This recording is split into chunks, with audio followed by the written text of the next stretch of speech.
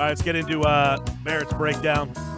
Super Bowl champion Barrett Brooks, NBC Sports Philadelphia. Eagles pre- and post-game live. Trying to make sense of this one. 34-29 a win, 12-2. First-round bye, PT. And Endgame. Don't forget Endgame. That's where he and Seth get to compare their shoes. I know you're big on the shoes. Yesterday they were comparing the shoes, right, Barrett? You have to compare the shoes, man. You know, he's all about the way he dresses, man. Well, I always say you gotta have a good shoe and a good do, but neither you nor Seth have a do. Right. Lack thereof. Yes, no do for you guys.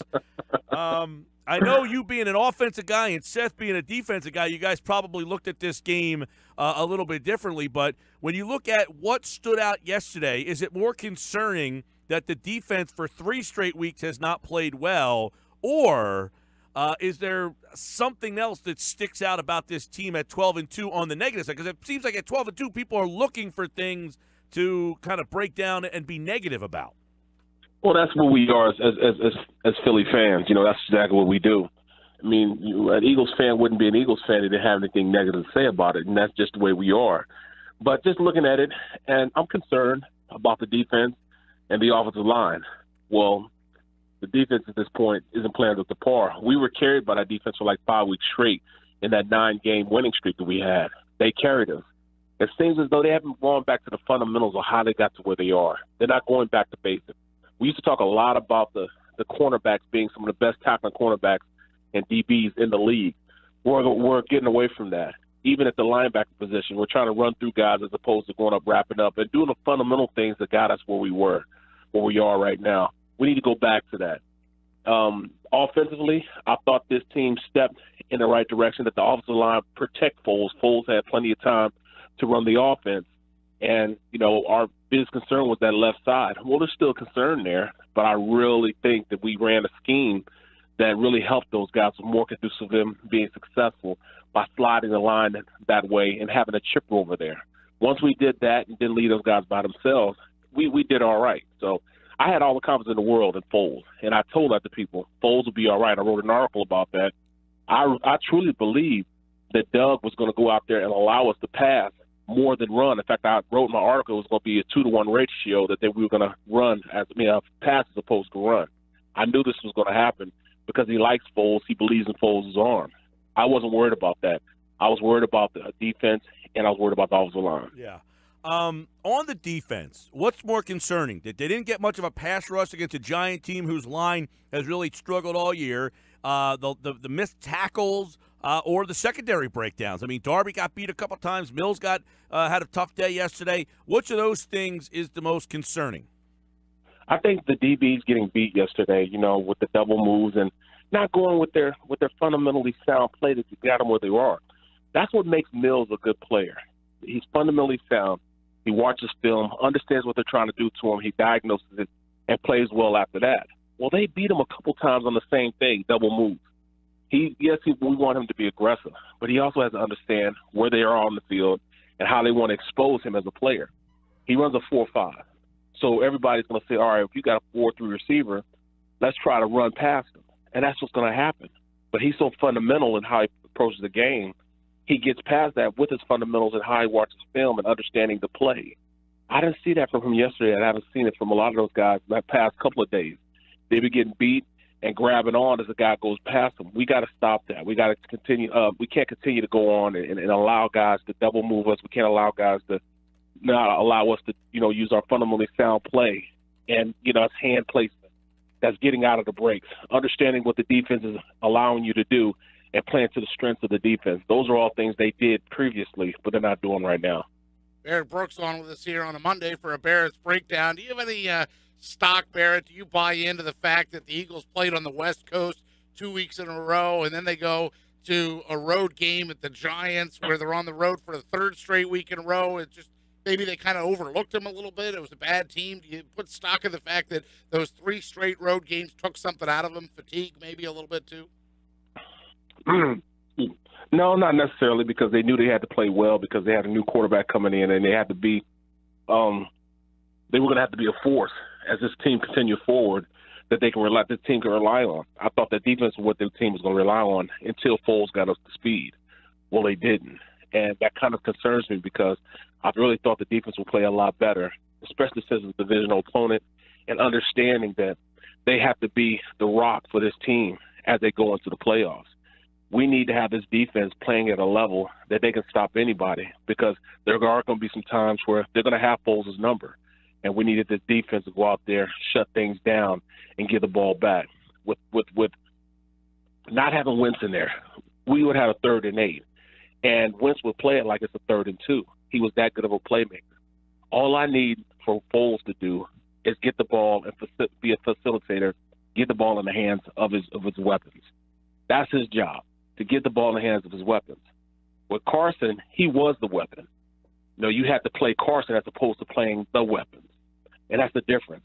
We have to understand that Foles is a guy as a facilitator, and from this point on, he's got to get the ball in the hands of his weapons. So that's basically where we are. There are going to be 10 more reps that the defense are going to have to use because we don't have Carson by there. Carson would make things happen out of nothing. So in turn, we now have Foles there. That means the defense will have to play 10 more plays. That's 10 more opportunities that this defense has against the opposing quarterback.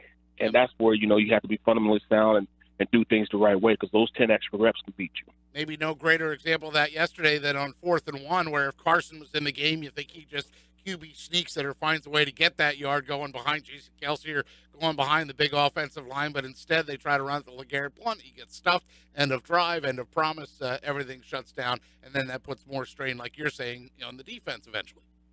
Exactly. We need the defense to stiffen up a little bit, get to playing the way they used to play. Schwartz may have to go into his bag of tricks and maybe blitz a little more than he did. He started the year out blitzing and helped them get to where they are.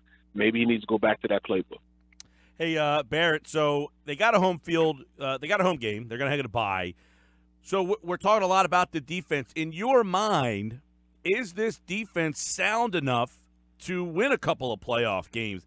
Because before, I don't know that we were questioning the defense all that much. And as you said, we just kind of figured the offense was the offense and Wentz would make plays when needed. But you got to have that defense to be legit come playoff time. Is this defense legit? A legit playoff defense? Well, the way they played yesterday, I'm wavering a little bit. I mean, we know what we were going to get from Eli. They were going to use the same thing out of the playbook that they did in the beginning of the season. Quick getting the ball out of Eli's hands, making sure he's not getting back there being a target, and it worked for a half. That's exactly what you do against this Eagles defense. Well, this defensive line has to get back to rushing the passer how they used to rush the passer. They have to go out there and really make it uncomfortable to be a quarterback going against this defense. Eli looked a little too comfortable out there, and that's what the big problem is. This team is run through the defensive line, and I need those guys to start picking it up a little bit so they can be that pass rushing threat that this team needs as we progress forward. If that was the biggest problem, one of the big problems that I saw yesterday, wasn't enough pass rush. And when we did get pass rush, our DBs didn't play fundamentally sound. Barrett Brooks is with us, NBC Sports Philadelphia. Eagles pre- and post-game live. Of course, won a Super Bowl with the Pittsburgh Steelers. Have you been on teams, Barrett, where one unit plays very well for a huge chunk of the season and then kind of falls off a little bit, where it's like, wow, this, because the Eagles, and it's a completely different situation. In the Kelly era, they played some good defense for about 10 weeks. I remember we and you would have these conversations like, oh, yeah, I'm buying into this defense. And then, like, the last 6 weeks, boom, crash and burn. And we always kind of said, well, they're on the field so much. They can't get off the field because the offense goes so fast. But as you get into December, do teams start to figure more and more and more things out about you, and that we learned that, hey, maybe you weren't as good as you looked those first 12 weeks of the year or so? Well, I was talking to Seth about that, and that's kind of what he was kind of pointing to. But truly, I don't believe that. I really believe that you have to get back to basics, man. I can't say that enough. Once they start doing things the right way, then things will fall back into place. Barrett, can I ask you a question real fast about this? You're an offensive lineman, right? In the NFL, you played offensive line. When you are in that film room late in the year, are you guys watching multiple games? Are you watching recent games? Like, how are you guys breaking down film of a team? When you're watching a defense, the offensive line coach is like, all right, Barrett, let's watch what they did in the first month. Let's watch what they did in the second month. let's see how they've evolved. Like, is that how this kind of works, that you see the different tendencies they have over September, October, November? Well, this is how we did it. We broke it down into different segments. We had third down packages, we had goal line packages, then we had regular offense. And we would go back 3 games when we're watching it. And we just watched those different segments, like, all right, what did they do against the Patriots? What did we do against the Steelers? What did we do against the Detroit Lions? And we watched all 3 of those segments, like all the third downs against the Patriots, all the third downs against the Steelers, all third downs against the Lions. We go through all those. Then we turn back around, we watch the goal line and red zone tape, and that'll be 3 games that we go back and watch those. We go 3 games back, and we watch the different segments. So it's situational football that you want to break down. You just don't watch film just to watch film. You might, as an individual, you might go back and watch a whole game, but usually you watch it in segments, situational football. What are they going to do? What are the tendencies on second and long, third and long? What are their tendencies on if you go 3rd and 1? What are their tendencies on the goal line, on red zone? They need a big play. How do they make a big play? What blitz do they send for the big play? Yeah. That's how you watch film, and that's how they break it up in your meeting. That's how you look at film. So you can see the little tendencies they have, and if they group together, you'll see a pattern. And that pattern is how you go out there and practice. You want to see the pattern, understand the pattern. That way you can react, because you know that what has a tendency. That's what they like to do. Now, just like what the Giants did. The Giants saw a tendency and a pattern that our corners like to come up and jump the slant routes, especially with the Giants team that had those great players like Odell Beckham Jr. ran slants on them all day to stop them. Well, that's what they did. They jumped on a slant, and they ran slant those. They ran sluggo, which beat our DB. Now, because I think I heard you reference yesterday really that the Eagles secondary might need to get their noses a little deeper in that playbook a little bit. And I wonder if being on the road for 3 weeks in a row and having to stay out in L.A. for that week, is it more difficult or easier to get your nose in the playbook when you're not in your home base like that? See, that's difficult, but I didn't have the iPad these guys have these days. They have all this stuff broken down on their iPad that they can watch. But when you're at home, you tend to make time for that when you're out and about and you're on the West Coast, especially how long they were out there. That might be a great factor on why they weren't as prepared as they were before. That might, I'm glad you said that, because you can see little things that they weren't doing that I've seen them do before, and I've known they've been very, very good at that. A guy like Malcolm Jenkins doesn't make the same mistake twice, and I saw him make the mistake twice. Those are things, that he just doesn't do.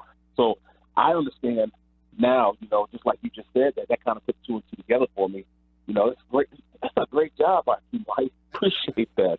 That may be the instance of why they didn't play the way they were supposed to play, because they didn't have the tools that they need. They didn't have the ability to go back and watch film, especially as a unit, because you want to watch film with all the guys in your unit, all the guys in your meeting room together, so you can pick things up. It's better to have 6 eyes looking at it as opposed to having just yours.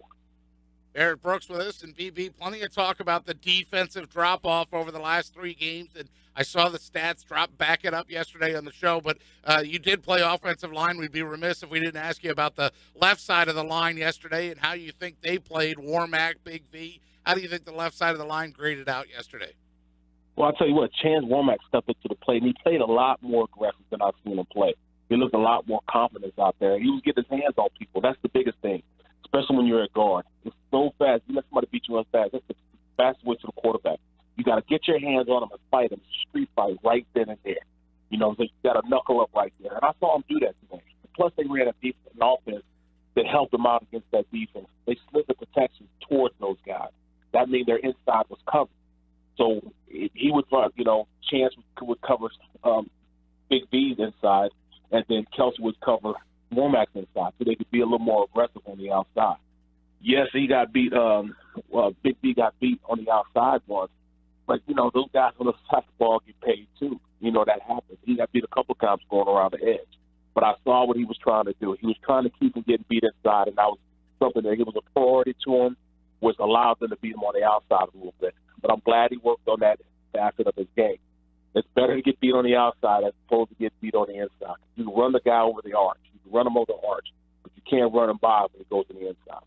I always enjoy the opening of the post-game show when you guys, all the guys are coming off the field. It's sort of free-form radio, if you will, as comments are flying about different guys running off the field. When Jason Kelce came off, I think it was you that said he played a great game. You thought Yes, Jason Kelce was outstanding yesterday? He was outstanding. They ran a scheme that, was great for his skill set. They would block Chance Womack down and pull him around. And what that does, it cuts the defense. Once Chance blocks down, it cuts the defense from there. So now when you pull around, he could pick up anything, the overflow of anything going by. And, he's good at getting up there and matching a linebacker, skill set for skill set. He runs just as good as a linebacker. And he did a great job pulling around and finishing plays. He is finishing plays at a high level, and at this point, he's playing at a high level. I will not hesitate to say that he's the best center right now as far as his playing level in the league. Yeah, I mean, overall, Kelce, who has been maligned a lot the last couple of years. I mean, there's a lot of people talking about maybe they should get rid of him, move on. He's had an excellent year. They scored 34 points with a backup left tackle, really the third left guard, the backup quarterback. So not concerned with Foles in that offense, but we talked about it. That defense just didn't look prepared or just kind of didn't have it yesterday. But it's been a couple of weeks now, so we'll see what kind of adjustments they make there. How difficult, Barrett, because we won't be on Monday next week. It'll be Christmas. How difficult is it to play holiday night like that? I don't know if you ever played on Christmas or anything or Thanksgiving, but this game is the kind of game where I look at as the Raiders are out of it. They've got to travel across the country to play on Christmas night. This should be a game that you take care of business. Well, you know what? I mean, yeah, but did you see the way Khalil Mack was playing yesterday? Did you see what Bruce Irvin was doing out there? Man, they're still going for it. They're still playing hard, and they're still rushing the passer well. And I saw a defense, that I'm kind of scared of, looking at how they played it. They put Khalil Mack and Irvin and rushed them on the same side as on the left side. Now, they were going against a Pro Bowl tackle, one of the best tackles in the league, and they beat up on him very, very well. Yes. So that's something I do see them doing against this Eagles team. But just like you said, they're coming out here, 2 games left in the season. They're ready to get out of here. They've got their cars and they're all their goods packed up in their houses. They're ready to go on vacation. So that might work in our favor. But, NFL players, man, they got a lot of heart, man. And sometimes, it's just the reckoning that makes them go out there and play hard, man. The reckoning that they want to spoil somebody else's season. Yep. So we'll see what team we get out there. Well, they had a bizarre way to lose that game last night. They did with the index card getting pulled out to get that first down. You got to wonder. Was that the worst? I don't know. I'd be smoking, man. I'd be so hot. I'd want to fight the ref too. What about? I know you might be a little biased. You won a Super Bowl with the Steelers, but what's your take on that catch last night? I thought it was a catch, man, but you never know these days, man. A catch, you don't know if the ball touched the ground by 1 centimeter, so it's not a catch. I mean, come on, man, football, man. I want it to be an exact science, but it's not even close to it. It's not even close. I don't know what rules are which anymore, and I doubt if the referees know either, man. It's just tough, man, to call games these days because you really don't know, man. Yep, they're just it's crazy. All right, Barrett Brooks, Barrett's Breakdown here every Monday on the Sports Bash. Of course, Super Bowl champion with those Pittsburgh Steelers, and now, of course, NBC Sports Philadelphia Eagles pre- and post-game here on the Bash. Hey, Merry Christmas to you, man. We will be off next Monday, but we will catch up, for the playoffs and everything, and get your take on everything. Well, I'll be on. I'll be on, so just watch me, and then I'll talk to you guys the following Monday. You got it, brother. Sounds good, Barrett. All right, guys. Take it easy now.